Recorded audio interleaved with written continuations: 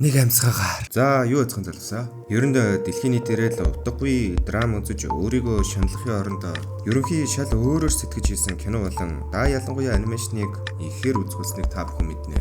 Анимашны зөвхөн хүүхдэд зориулсан гэсэн явцсан утга ер нь л бол байхгүй болсон баха. Гэт хэлэхэд нэмээд бүх насныханд л зориулагдсан л байдаг болсон одоо. Энэхүү хайр, үхэл, роботууд гэсэн цувралаар богино минутанд өөр анимашнуудыг ярих бол. Та эндээс юу ойлгосноо сэтгэл хэсэгт үлдээгээрэй. Сувгаас тэгж лайк сабга дараад үзээрэй. За ингээд цуурлууд руугаа орцгоё.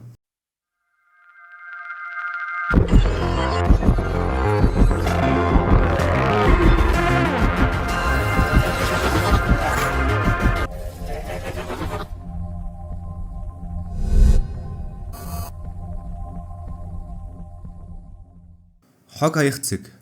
Энэхүү өгүүлэг нь хотын захын халуун чиглэг хогийн цэг дээр өнгөрдөг. Нэг өглөө хотын байгаль орчны шалгагч машинаасаа бууж, ганган арьсан гутлаараа тэнд байх хулганыг гიშгэж алж, дургүй хөрсөөр тамхи асаад. Тэр тамхи татж байхдаа утсаар ярьж, дараа нь өөрийгөө ажлын шугамаар ажилдаа явж байгаагаа тайлбарладаг. Байгаль орчны шалгагч хогийн цэг рүү харж бохир өнөр заван хог хогшлыг зэвүүцсэнгүй алхан яв. Түүнд энэ газар ерөөс таалагдахгүй бөгөөд хурдхан шиг явмаар л санагдана. Түүний энд ирсэн шалтгаан нь хогийн цэг дээрх оршин суугч Агли Дэвийг тэндээс нүүлгэх юм. Тэрээр түүний гадаа очиход Агли Дэв бууга барьсаар хинбэ гэснээр угцдаг. Тэрээр өөрийгөө байгаль орчны захирагч газрын байцаагч гэж тайлбарлан тэд ярилцсан сүнэ. Газрын байцаагч Агли Дэвийг нүүх ёстой гэж тайлбарлан. Ягд гэвэл ойролцоо амьдардаг газруудын оршин суугчид хамтдаа нээлж хогийн цэгийн үнэр бохирдлыг тэсэж чадахгүй болж төрийн байгууллагад нэхэмжлэл гаргасан. Тэгээд шалгагч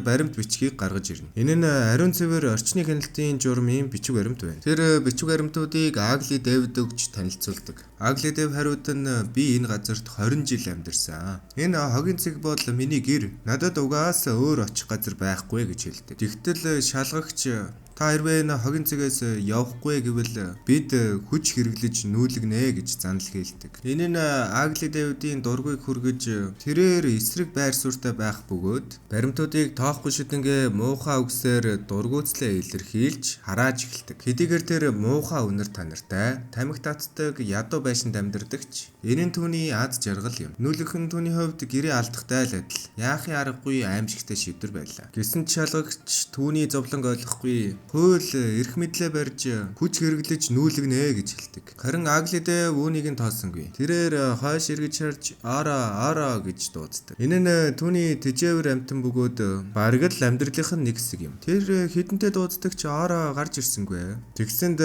Агли Дэв бухимдаж тэрээр өнгөрсөн түүхээ шалгагчид ярьж эхэлдэг. Хэдэн жилийн өмнө найз Чаадтайгаа ярилцсан ганц хоёр юм ууд сууж байхад Чаад харин босон бие засгаар явдаг.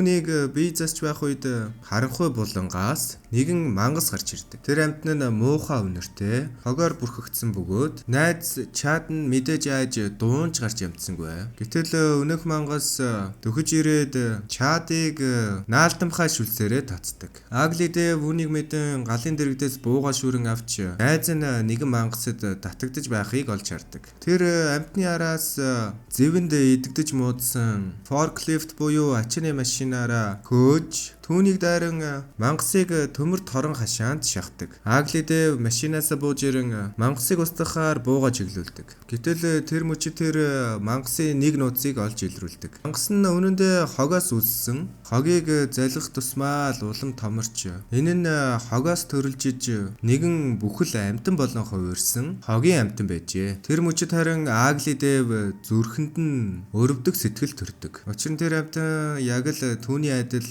хогоор амьдардаг бөгөөд хоггүй бол тэд хоёул үгүй болно. Ийм учраас тэд хоорондоо найзалж Агли Дэв өөрийнхөө бараг л тэжээвэр амтан болгож түүнийг Оро гэж нэрлсэн байна. Тэд бие биетэйгээ мэдээж хамааралтай болсон. Мэдээж энэ түүхийг сонссон шалгагч юугээ балаараад байгаа өвгөн бэ гэд итгэдэггүй нүүхийг нь шаарцаар л байдаг. Тэр яг үндэ Агли Дэвдийг худал ярьсан гэж боддог. Тэгээд тэр нүүлгэх бичиг баримтыг үзүүлж гарын үсэг зурхыг шаарддаг. Гэтэл Агли Дэв хашгирч Ото ирлээ хэмээн дуудахад шалгагч эргэн харах мөчөд нэгэн бүхэлдэг хог байх бөгөөд ороо түүнийг шүлсээрээ барьж эдхийг завдснаар тэрүүгээр цуснаж өсрөн шалгагч идүүлж байдаг. Харин Агли Дэвид юу ч болоогүй юм шиг тэрээр шалгагчаас унсан тансаг асаагурыг авч тайван сууж ажигладаг. Ороо аимшигтай төрхтэй харагддаг ч Агли Дэвижүүд илгэмсэг амтан болсон бөгөөд тэд хоёул хог хаягдлаар амьдарч хоёул хогийн гэртээ аз жаргалтайгаар төгсдөг.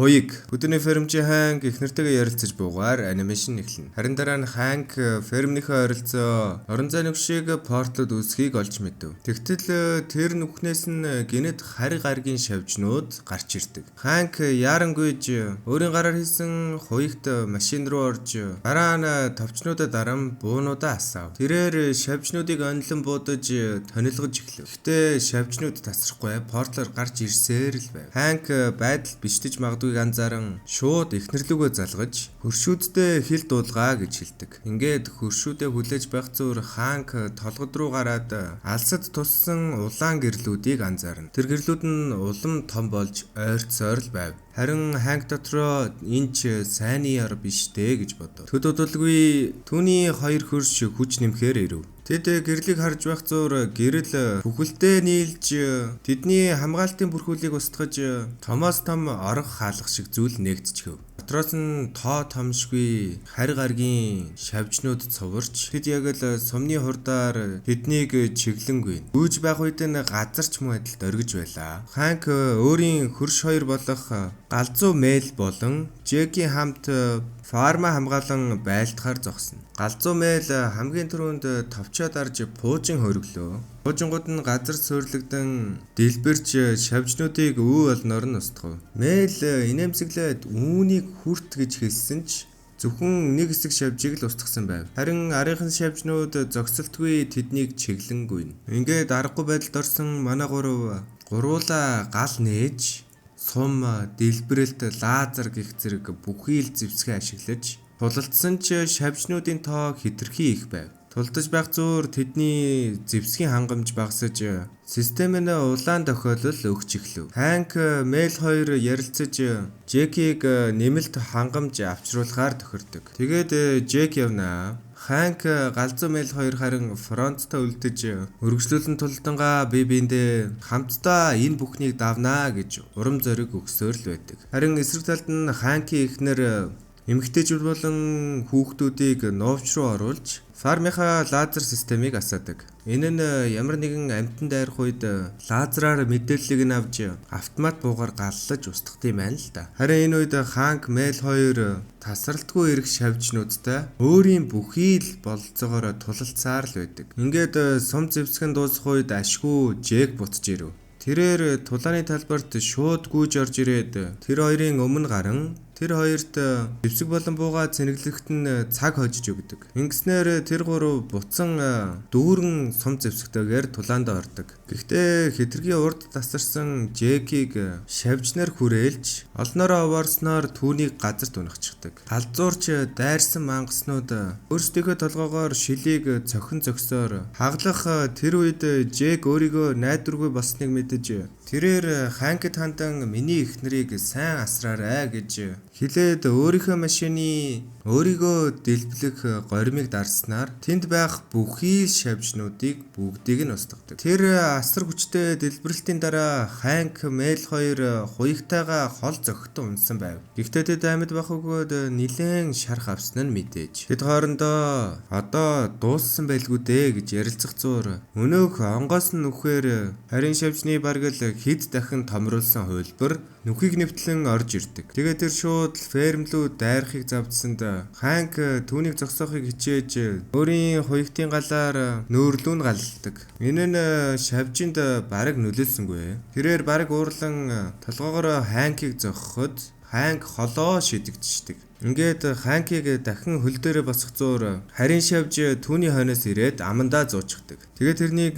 өстө сэгсчиж гардаг. Галзуу Мэл гарч ирэн шавжийг зохиж Ханкийг авардаг. Гэсэн хэдий ч энэ нь шавжинд нөлөөлөхгүй бөгөөд Ханкийг зогсон шигэ Мэлийг зохиход тэрээр маш хол байх ферм рүү шидэгдэн ундаг. Ингээд ерөөсөө юу ч бүтэхгүй байгааг анзаарсан Ханк буцан гүйж ирж "Ханк, би мангасын амийг барьж бай. Чи харин яг онлоод хоолоор нь буудах хэрэгтэй" гэж ихнэрлүүгээ залгадаг. Ханк шавжны амтай арай ядан онгоолгож өгөх гэж байх зуур түүний ихнэр харж байгаад нэг буудахад пуужин яг хоолойнд нь тусч харин аврах шавж үхэдхийн ундаг. Ингээд энэ дан дууссан бөгөөд фармч урдын адил цэцгэлж гэвч Жеки ихнэр гуниглан сууна. Ханк ч түүн тандан нөхрийн цахиасыг би угаасаа сайн биелүүлнэ гэж хэлдэг. Тэрээр санаа зовлтгүй. Намайг бахад би чиний арыг даах болно. Тайвширдаа бүх зүйл сайхан болно гэж хэлдэг. Гэсэдэж камер татах үед үе олон харин шавжнууд тэдний хамгаалтын бүсийг нэвтлэхийг оролдож байдаг. Ингээд камер улам холдож бид гаргийг харах бөгөөд энэ нь дэлхий биш байлаа. Дахиад нэлээд хэдэн Ханкийн фарм шиг хамгаалтын бүрхүүлтэй фармууд байхыг олж харснаар анимашн дуустдаг.